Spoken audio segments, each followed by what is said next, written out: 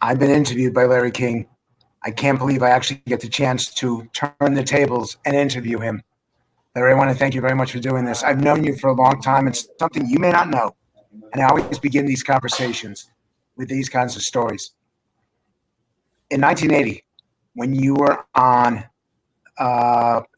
radio, and I think you were on CNN at that point.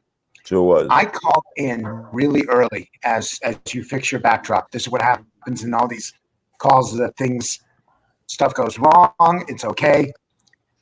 I called into your show, and this was after Reagan, Carter debated, and you took my call. It was the second phone call, and it was the first time ever that I'd been on national news, national television. And I was so grateful to you, and you showed respect to the question. You showed respect to me. So it's been 40 years since then, and I want to thank you for your willingness to do that. I appreciate it. Thank you. It's been through a lot of conventions since then, and quite a few before. This is the least exciting convention ever, and it's kind of sad not to have crowds, and that's what conventions are for. Convention is to get drunk and walk down the aisles and scream and carry placards. And other than that, although conventions really have no use, you always know who the nominee is. Yeah, the best convention I ever saw was Kennedy in 1960, when he had Lyndon Johnson run with him. They had been bitter foes in the lead up to the election, and John Kennedy had Robert, who couldn't stand Lyndon Johnson. He had Robert go down to Lyndon Johnson's suite there, same hotel, and ask him to run with with Kennedy. And Johnson saw it as a duty, and he did. And that's the first and only vice president that changed an election. They would have lost Texas if he didn't run with them.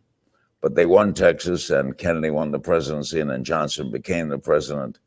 And I believe, I'm straying here now, if not for Vietnam, the greatest president, a top 5 we ever had. Wow. And where does our current president stand? Way down. I think barely ahead of Franklin Pierce. I can't imagine. Again, it's so classless. The last night of the Democratic Convention, he goes on Hannity's show at the same time like Biden's speaking. There's no way to explain it other than a lack of class. You don't do that. You don't go on when the other convention's on. That's an unspoken. I've never heard it done. No, I don't think much of it. I know him very well, but I don't think much of him. Of all the political interviews you've done, of all of them, which one is your favorite? Which one do you want to be remembered for? Political? Yes. Probably Mario Cuomo. The night after he spoke right at the convention center at the 1984 convention, when he said there is another side on the hill. When you're going up, Mr. President, to look at the top, Reagan had made that great top of the hill speech. And Cuomo said, when you're going up to the top of the hill, look left and right. There's a lot of poverty. There's a lot of people in need. Look at both sides when you're going up. It was brilliantly done. I was standing next to a doctor from Tennessee who didn't know Mario Cuomo. And he said, I never met him, but he taught me tonight why I'm a Democrat. Mario's one of my favorite people, became a close friend. So he didn't win. He didn't run. I'd put him up there. And of all the interviews that you've done politically, and we'll do the general stuff in a moment because I got to ask you about Frank Sinatra. But before that, of all the political people you've talked to, what was not who you disliked the most, but the most difficult interview, or the worst interview you did with a politician? The worst interview with the politician. I've done very well with politicians because if you're a good interviewer, and politicians have come to talk, so they haven't come to be shy, and they haven't come to. I can't think of a bad, I guess you could say Jimmy Carter, but I like Jimmy Carter. And I talked to him about things people didn't talk to him about, like commanding a nuclear submarine. You know, they made fun of Carter as some sort of poor American. He commanded a nuclear submarine. We talked a lot about that. I don't think I've had a bad political interview. Had a good one with Reagan. I can't think of one, Frank. Before we get into the specific interviews, I've listened to you for 40 years, and you've been doing this for longer than that. What are the secrets behind getting answers out of people that others have not given? And can you give, because we got some people who do interviews on this call right now, what are the no-nos that you absolutely positively avoid? All right, don't ask 5-sentence questions. Try to make the questions as simple as possible. I think of all my questions, there was never did I ask one that took more than 2 sentences. Listen to the person you're interviewing. That can always lead to the next answer. And have empathy, and at the same time, you don't show who your favorite is. You don't tell them I love you, but they know that you care about what they're going to say. And if you don't care about what they're going to say, you're in the wrong business. So I've been doing this, Frank, 63 years. And I've always cared about what the interviewee is going to say. I may not agree with them, may dislike what they say, but I always cared. You know, an interviewer is a wonderful job. There isn't a better job in the world. You meet fascinating people from all walks of life, get to talk to them about things they're interested in. What a way to make a living. And I've enjoyed it for 63 years. But some rules, listen, short questions. Like I don't see a lot of interviewers today. I watch MSNBC never ask a question. They make long statements and wait for someone to answer. That's pontificating, it's showing off, doesn't accomplish anything. The interviewers on Fox are so blatantly partial that it's a joke to watch them. CNN used to be better. They have some outstanding characteristics, but I have trouble finding a great interviewer. Could you be on CNN, knowing how CNN has changed? Would you feel comfortable if your show was still on that network? Sure. I'm comfortable in my own skin. I may not like that CNN has become rather partial, and they have. That would never affect me. I would do the same show I always do. But that, I think, Frank, sadly, that's passé now. The idea of a one-on-one interview for an hour to really get into a subject, that doesn't go in these 10-minute intellects, quick slide, in and out, toss the question and get out as quick as you can. I find I don't learn anything. I watch broadcasts, if it's a political broadcast, to learn something. I don't learn anything. I learn what the host thinks, but I'm not there to know what the host thinks. I want to know what the head of the AP bureau in Washington thinks.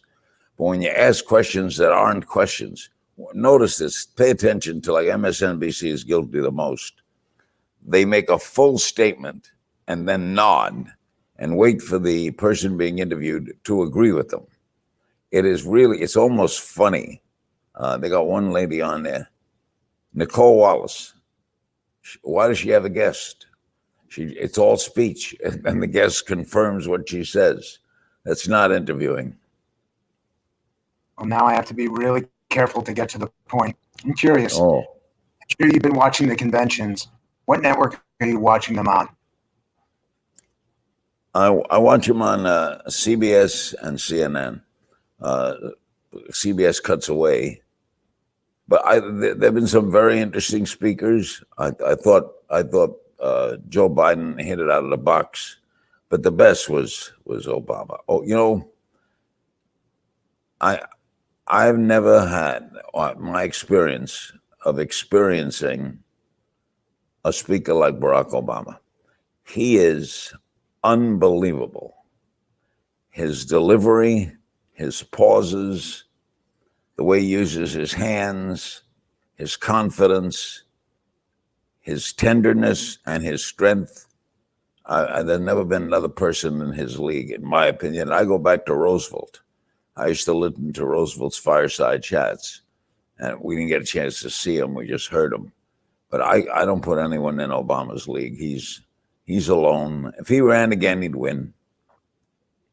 Why is Obama better than Clinton and Reagan? It's Clinton and Reagan are two outstanding speakers, but they both tend to go a little too long, just a smite too long. Obama knows when the cadence is, knows when the sentence is. Well, I think he's been better trained in public speaking. Reagan was trained as an actor, and I don't know how much training Clinton had in public speaking, but Obama is a classic speaker. He's back to the days of the Roman Senate. Just watch him when he speaks. Watch the way he moves. Watch the way he purses his lips. Watch his pauses. He has incredible pauses. They're part of the speech. So this is where they agree or disagree. That's immaterial. In my opinion, he's the best public speaker of our time, with Cuomo a very close second. Are you taught that, or is it something that's inside you that you were just born with it? I was born with. I don't know what I'd have done in my life if I didn't do what I did. I was born with curiosity, Frank, and that's what kept me going for 63 years. I had no idea what I was going to do. I thought about. I always wanted to be on the radio, but didn't know how I'd get into radio. I never went to college. I knocked around a bunch of odd jobs. I was a delivery man for the United Parcel Service. I did a lot of things. But when I was 22 years, 6 months old, I met a guy in New York who was with CBS News. And I asked him, how do I get in the radio? I just wanted to be on the radio. And he said, well, why don't you try Miami? It's a big market with no union, and you got a good chance to get in. And I went down, got in. That was May 1st, 1957, Frank. It was my first day on the air. May 1st, you never forget it. Never forget that Who was day. your first interview? Who was your first interview? The first shows I did were disc jockey. The first major interview was 2 years later. It was Bobby Darin. Wow. Mac the Knife was the number one song, and I was doing a show at a restaurant called Pumpernicks. After the show, I walked with him down Collins Avenue. I remember something prophetic he said. I said, Bobby, what's the rush? He wanted everything now. And he said, because I'm not gonna live past 40. He had rickets, and he said to me, take a good look. I guess he was 36 at the time. I'm not gonna live past 40. And he was born with this heart ailment, and he knew, and he died backstage in Las Vegas. What a wonderful performer. You see performers perform, but Darin was one of a kind. But he was my first interview. I did a disc jockey show for a couple of years. I did sports, I did news. I did everything you're supposed to do when you break into radio. But I was so in love with radio. Still am. I was in love with the sound of voices in the night. I always remember when I was doing my all-night show, which I did for many years. It was the first national coast-to-coast radio show. I can imagine 2 o'clock in the morning, all the lights on the phones lit up, and you're sitting there in this beautiful studio overlooking Arlington, Virginia, and you hear these voices coming in, and you can go any way you want with them. You take these calls, go there, go there. God, what a high that was. That was a major high. Are you a romantic? Oh, yeah. Oh, sure. Definitely a romantic. I know all the songs. I sing all the lyrics. I hear the tunes. I send the flowers. I do what you're supposed to do when you're a romantic. And yeah, I'm a born romantic. My brother, who passed away recently, was not a romantic. He was a business-like lawyer for the pharmaceutical industry, opposite of me, in many regards, opposite of me. My father died when I was very young. So unfortunately, I never got to have a father. I was 9. And when he passed, it was never the same to me. But I'm a romantic. Does that help your interviews? Are you seeking to get something of their heart and the soul, not just the intellectual response, but the emotional response? I guess so. The way you put it, and I've never heard it put that way, that's probably true. My romantic side helps my broadcast style. But I've never described my style, Frank. I don't even know what I do. I know that I ask short questions. I listen to answers. I know that I'm comfortable in my own seat. I know that I make the guest comfortable. I can't say I ever had a guest who was uncomfortable. But I don't know what I do. But you would know what I do better than I know what I do. I don't know what I do to be me. I know this. I do whatever comes to me. I trust my instincts. My first day on the air, Frank, I was given my new name, Larry King. My name was Larry Zeiger. I legally changed it. And I was put in a position of sitting behind the studio, in the studio with the microphone, the record playing, and I couldn't think of anything to say. Nothing came out of my mouth. And this was my lifetime wish, to be on the radio and the music's playing and I'm not saying anything. And the general manager of the radio station kicked open the door, the controller kicked it and said, "God damn it, this is a communications business. Communicate." Swear to God, Frank, I shut down the record. I said, "Good morning. My name is Larry King." That's the first time I've ever said that. I've been sitting here very nervous, and this general manager just kicked open the door and he told me to communicate. Now, what I learned that day, I learned for 63 years. I was never nervous again because I found out the secret, Frank. The secret to good broadcasting is there's no secret. Be yourself. They're either going to like you or not like you. You can't strangle a listener or a viewer to like you. Just be yourself. This is what I am. This is what I do. I'm not trying to be anything more than I am. I certainly don't want to be less than I am. This is me. Take it or leave it. This is me. Or to quote Donald Trump, it is what it is. Is there ever an interview that you did where you made the guests so angry that they left? What was her name? Prigine? Carrie Prejean. Prejean? Carrie Prejean. Carrie? Yeah. Carrie Prejean, she was Miss USA in the Miss Universe pageant. And she had said the previous day, something to the effect that homosexuality, you can change it. It's chosen. People choose to be homosexual. And then I had her on. She was in New York. I was in LA. And I said, "Do you really say that?" And she says, I will not talk about that. And I said, "Why won't you talk about it?" And she took the microphone off and stormed off. Then she put the microphone back and then she stormed off. And that's one of only 2 times. The other time was a psychic I had on in my radio show in Miami. And a psychic, I don't believe any of that.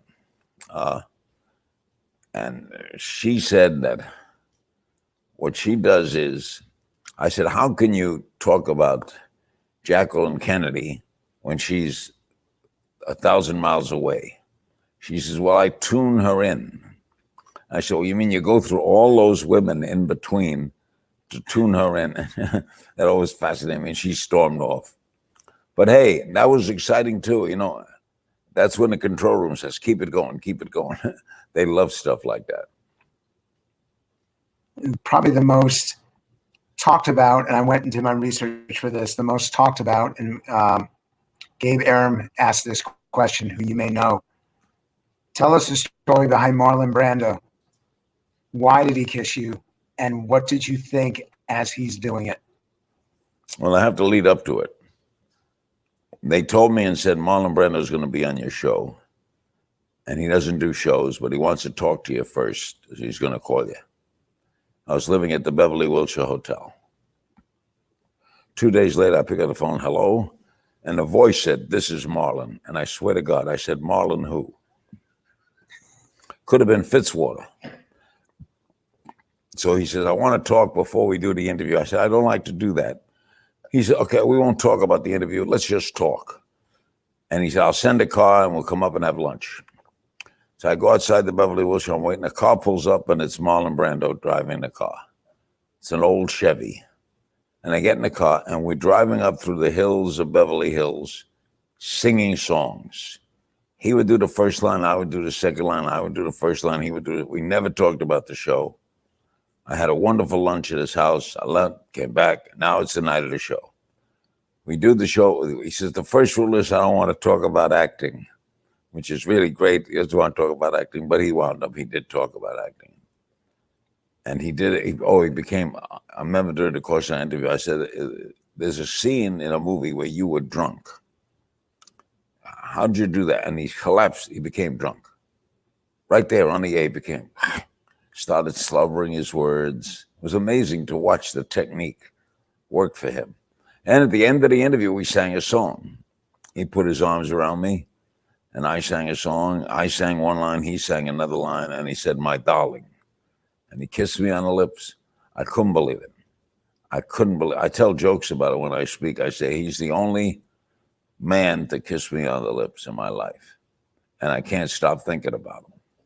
But he was a marvelous guy. And then later I got dinners with him.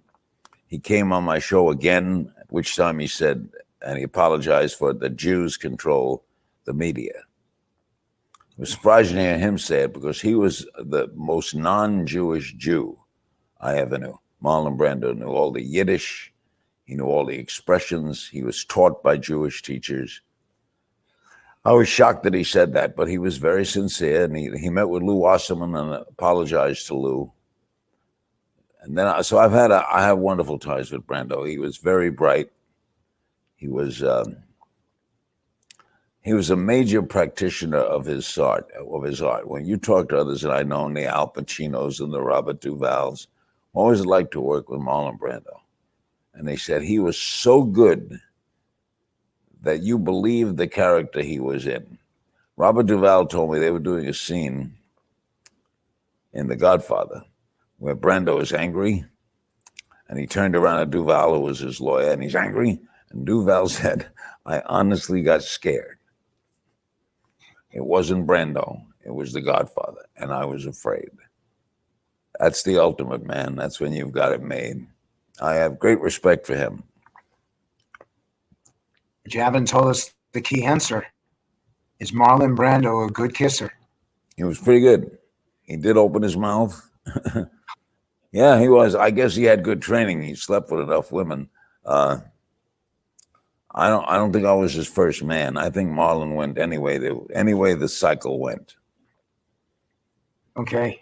And on that note, you also did the last substantial interview with Frank Sinatra. Again, Yep. That comes from a question. Anything there that was significant to you? Did you realize that he wasn't long for this world? Was he different in your talking to him? Everything about Frank Sinatra was honesty. He just, if he liked you, and he liked me, thank God, then he'd answer any question you ask. For example, my first interview with him was on radio years before. And his PR guy came and said, I don't know how you got him, but don't ask him about the kidnapping of his son. If you ask him about the kidnapping of his son, he'll walk off. He doesn't like to talk about it. I said, okay, fair rule. We're halfway through the interview, and I asked him, have you been bum-rapped by the press? Do you think the press has it in for you? Or did you make some mistakes? He said, well, they probably bum-rapped me, but take the kidnapping. He brought it up. I didn't mention it. And I thought the PR guy would faint. And then he described to me the whole thing that happened with his son and how they got the money to the kidnappers. And I always found him to be honest. As I said, if he liked you, you couldn't go wrong. And if he didn't like you, you couldn't go right. He was totally gray, black and black. He was totally black. He was never gray. He was either black or white. Whatever road you went, he was. I love the way he talked. You know, he talked a lot like he sang. He talked in wonderful syllables. His voice was a wonderful, nice, paced voice. The Frank Sinatra voice was unmistakable to me. I was a big fan of his, still am. I don't think we'll ever see, I know we'll never see in my lifetime, anyone approaching that stature, to have the respect of all the other people in the field, to be what you are, what he became. No one bigger than Frank. And he always made you feel good. Like I said to him, what's it like when you walk on an airplane or walk down the street? You know that everybody's looking at you. You walk into a restaurant, Frank, everybody's looking at you. What's that like? And he says the same thing for you, Larry. You get the same thing. You walk into a restaurant, everyone, and it made me feel, oh my God, was that a nice thing to say? That was Frank. His funeral, I'm not a funeral person, but his funeral was in this big Catholic church here, a couple of blocks from where I'm speaking. And there was the paparazzi across the street on the roof of the building. And they laid the casket in the middle of the aisle, not up front, in the middle, so that everyone had to go around it. And they played, "Put your dreams away for another day, and I will take their place in your heart." And it was both sad and in a strange way wonderful. You felt his presence in that church, and they handled it so. You know what it was done with? What Frank always had? Class. He lived with class, and he died with class. I adored him. Is there anyone who you've interviewed that was the opposite, where you knew they were lying to you? You knew that they were simply dishonest and what they were telling you wasn't true? Dishonest? No, I don't judge a person's honesty. There have been politicians who I've firmly disagreed with. I go back a lot. Frank, I go back before you. I go back to Taft-Hartley, the Taft-Hartley bill. But I discovered things. I leave it up to the audience to make that judgment. I don't judge. I ask questions. But when you ask good questions, you learn a lot. Like, I asked Richard Nixon, what was it like when he debated John Kennedy, that historic debate in 1960? And he said, well, that wasn't the first time I debated him. I debated him in Lancaster, Pennsylvania. We were both freshman congressmen, and our party sent us to Lancaster to debate the Taft-Hartley law. I was in favor of the law. Kennedy was against it. We got on an overnight train. We flipped the coin. Who do you think got the lower berth? And he said, and he was beaten, and he beat me ever since. Nixon, I found, had a sense of humor. You can draw people out. Nixon, I could go places with Nixon. It's hard to say I didn't like him personally because he had a steel-trap mind. I mean, he was an extraordinarily bright man. And on foreign policy, if you get him in foreign policy, he was wonderful. Domestic policy, he became a great domestic policy president because, frankly, I don't think he cared. So that's why you had all these bills passed when Nixon was president, the economic bill, the endowment cities. But on foreign policy, he was a juggernaut. His mind was so sharp. I asked him, what do you think when you go by the Watergate? Good question. And he said, I've never been to the Watergate. Unfortunately, some of my friends have visited there. Showed a sense of humor. And aside to Nixon, you didn't see. So Fox Rich asks, what was your most challenging interview? I'm now thinking to myself, how can I be as short as I can? So I apologize. Normally, that's a good interview. The most challenging. You're drinking water. And I want to give you the chance to actually swallow it. Brando would have to be challenging because, one, he didn't do interviews. And people who don't do interviews tend to speak in short sentences. The most challenging is someone who speaks in short sentences.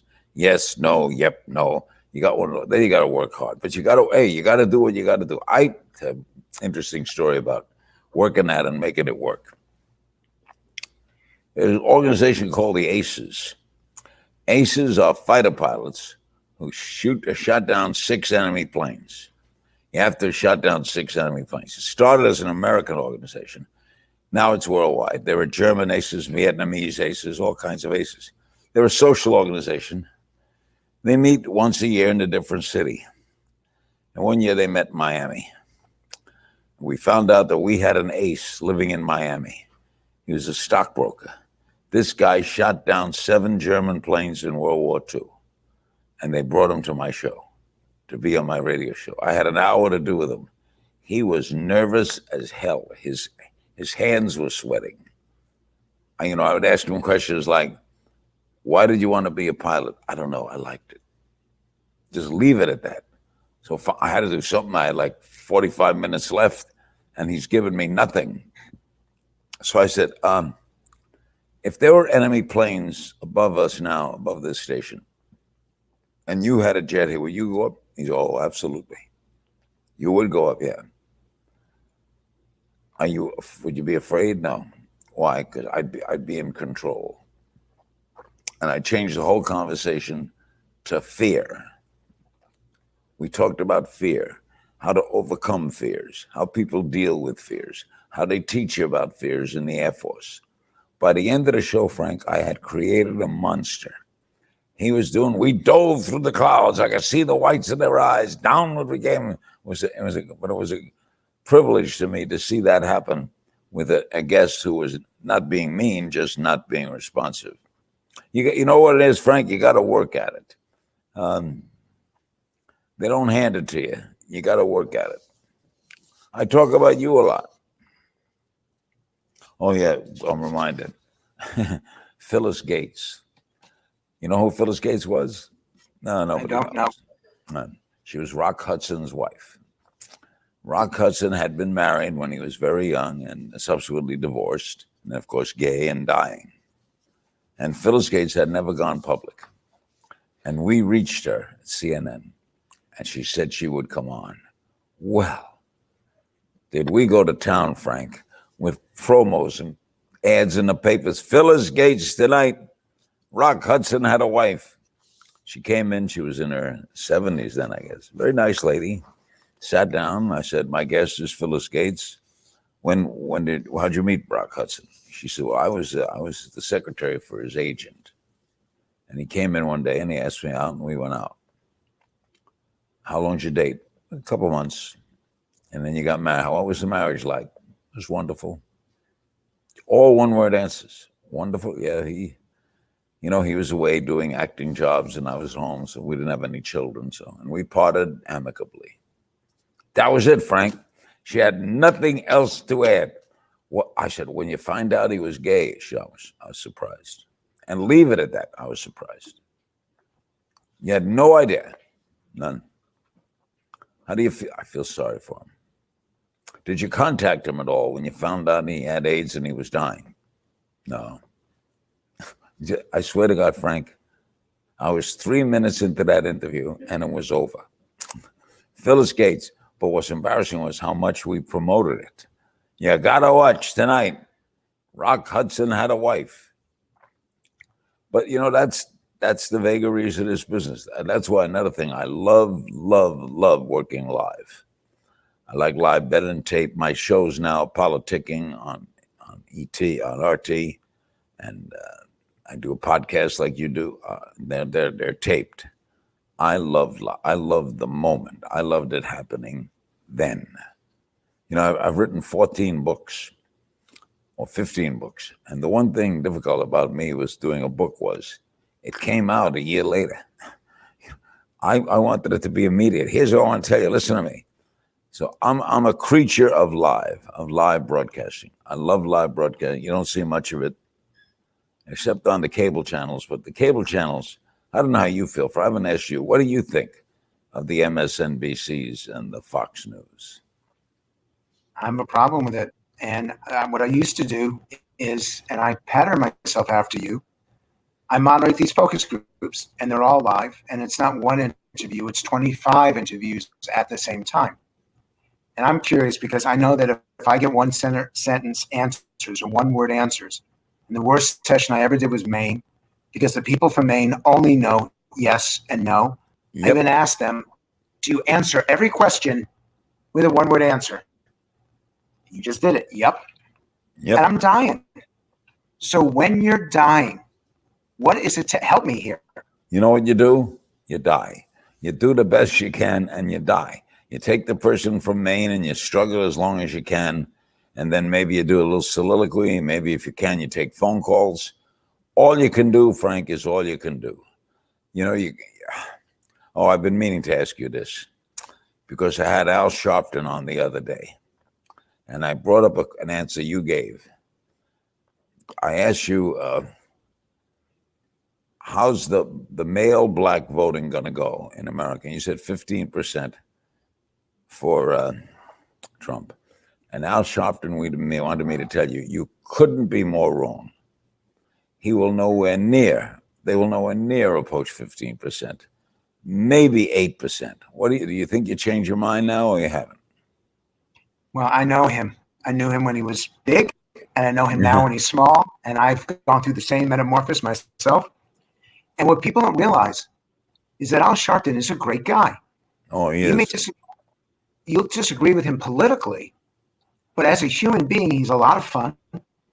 He really does answer your questions. He's provocative, and he's fun to be around. And he's fair.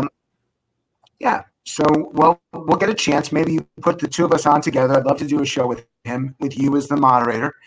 And we'll do it just before the election, just after. We'll get a chance to see how it works out. Done deal. I got Jim and Fran Gray are commenting. They're watching me now, and they wanted to thank you for being such an awesome friend to them. I want to ask you about the most significant, the best sports interview that you ever did. Jim is one of the greatest interviewers of all time. You have done political interviews, business interviews, CEOs, wealthy people, people who are stars for a moment.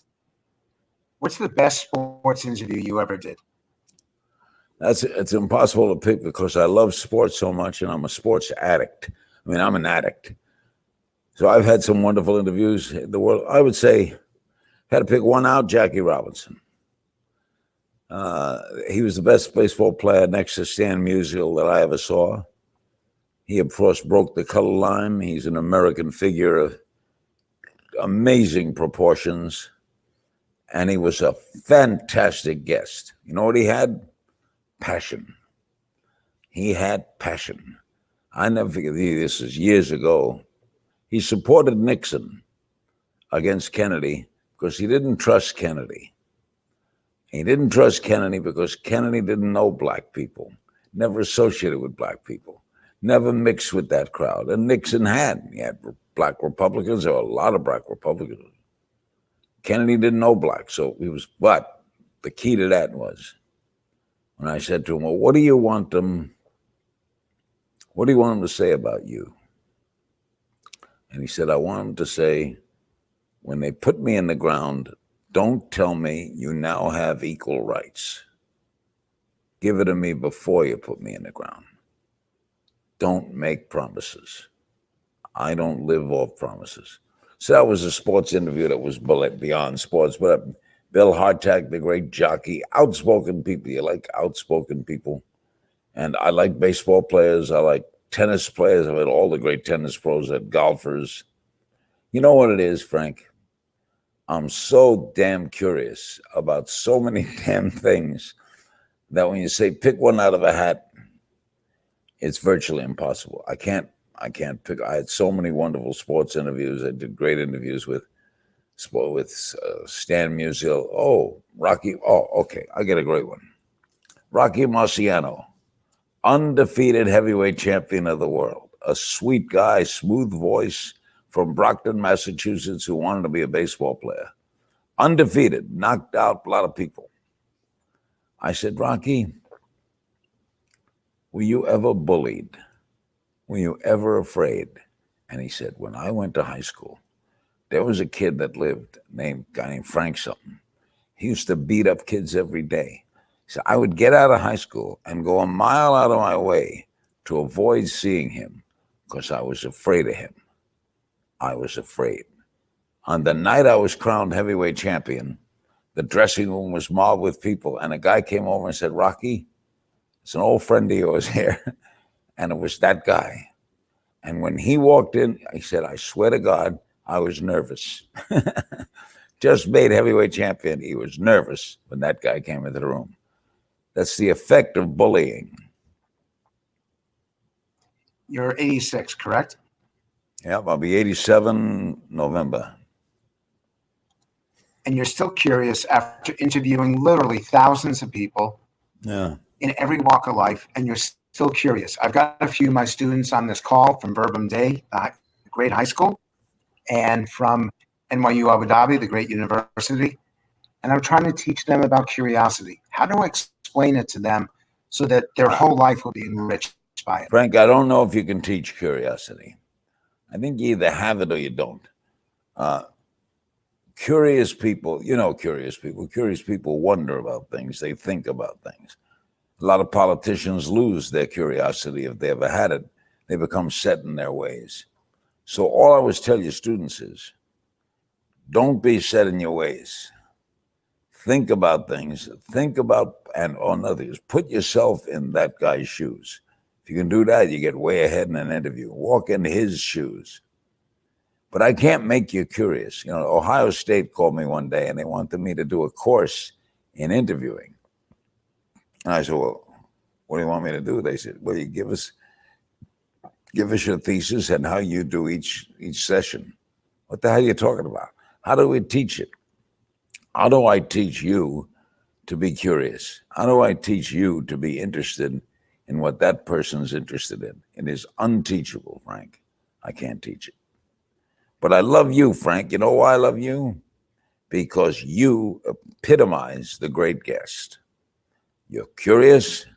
You have opinions. You state the opinions. When you back them up with facts, you have the facts right at your hand. I still don't believe 15% of black males will vote for Trump, but you've got the rest of it on top. Do you still stand by that, by the way? For now, let's see what happens in the debates. If you remember our interview, that's going to be key. Does Joe Biden come with his A game? And is Donald Trump even the most remotely humble? Trump has no empathy, and that's what he needs to win over those few undecided voters. Biden has to prove that he has what it takes to serve for the 4 years. Can he find empathy? Can you find empathy? Can you define it or find it? Find it. No, find it. Find it. At this Find. point, I don't know. I'm not sure. And I know that that's what Americans want. And that's why Joe Biden's convention was actually pretty good, even though it was issueless. There were no specifics. When we did our interview, we talked about this, that Biden would have to give some details. What he did was give his life story. And what he did is create an image of someone who you want to get to know, someone who you want to help, someone who you want to help you. And I actually think that that is enough. But the last 70 days of this campaign are going to be absolutely awful. We're heading towards the final stretch. I got a couple more for you. All right. Robert Wool is on this call. He loves you. He wanted to know what it's like for the Dodgers to be having a great season and not being able to go to a game. But what I want to know is, what interview made you laugh the most? Did you ever lose control? Many times. Mel Brooks, Don Rickles put me on the floor. Hold it, let me get rid of this call. By the way, this is live television right here. I know, it's live television. That's what I like about it. I answered the phone, I hung up. What was the question? Who made you laugh the most? Who put you on the floor? Funny. I love comedians. I love to laugh. I love to tell funny stories. I did a comedy tour a couple of years ago where I tell stories. When I speak at conventions or anywhere, I never speak seriously. Always try to tell funny stories. I love people with a great sense of humor, and I've had them all. I've had the Rickles and the Pryors and the Giants. And Rickles would put me on the floor. He'd say, hello, I'm on the floor. Mel Brooks. The 2,000-year-old man is, in my humble opinion, the funniest album ever made. Did you ever hear it? Yes, I did. I heard all of them. There were several of them. That's right, 2001, 2002. I'm not 2000 yet. I'll be 2000 October 3rd. I remember when I first played that, I couldn't believe it. And when he was on my show, you know what he did? I asked him, what happens when Jews die? And he said, all Jews die singing Dancing in the Dark. They go, dancing in the dark till the tune ends. We're dancing in the dark, and it soon ends. We will go on living forever. And they die. And then he stepped on the count between us and stood there and almost took down his pants. Mel was Mel. He was, I remember one night I had him on the radio. Oh, the night we landed on the moon, Mel Brooks was my guest. On the radio, just turned out that way. And I said, well, you're 2,000 years old. What do you think of the moon? And he goes, the moon is my favorite thing in the whole world for my whole 2,000 years. I love the moon the most. The most. And I said, why? And he said, well, for 200 years, I thought I had a cataract. And a friend said, isn't the moon beautiful tonight? And I said, the what? You know, to me, the telling of a joke, the delivery of the joke, I'm open to it. I think if I didn't be lucky enough to wind up in broadcasting, I'd have been a stand-up. I like it. I like that feeling. You know, when you do stand-up comedy, there's that moment when you're about to hit that punchline, and you know the audience is waiting with you, and you know what's coming, and then you deliver it, and then they laugh. Orgasmic, Frank. Nothing tops it. Nothing tops it. Well, you sound like a pretty happy guy. Do you have any career regrets? Anyone that you wanted to interview that you weren't able to? Yeah, I wanted to interview. Let's see who I wanted to interview. I still would like to interview Queen Elizabeth. Although I don't like royalty. What's it like to be around that long? Who did I miss? Oh, I know, Castro. I went down to Havana. I met with people in his party. We thought we had it. Ted Turner helped a lot because he was a friend of Castro's, but it didn't come through and he got sick.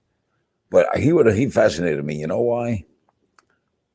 We didn't like him in this country very much. But somebody had to like him, Frank. He led his country longer than any leader led a country in the 20th century. He had to do something right. And when you look at the other side of the thing, when I went to Havana, the people were fantastic.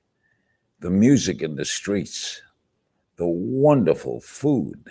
You ever been to Havana? Yes, I have. I loved it. I don't love Castro, but I loved Havana. Great city. Any What's question? left, Frank? You got me worn out. Okay, I'm almost done. 2 more. I promise you 2 more. Okay. Any question that you regret asking that did not turn out right? That's easy. That caused a problem? Not a problem. It's caused little stupidity. I had just started doing interviews. You know, I was a kid. I was in Pumpernicks. And I had the priest on from the local seminary. And I asked him, is he married and how many children does he have?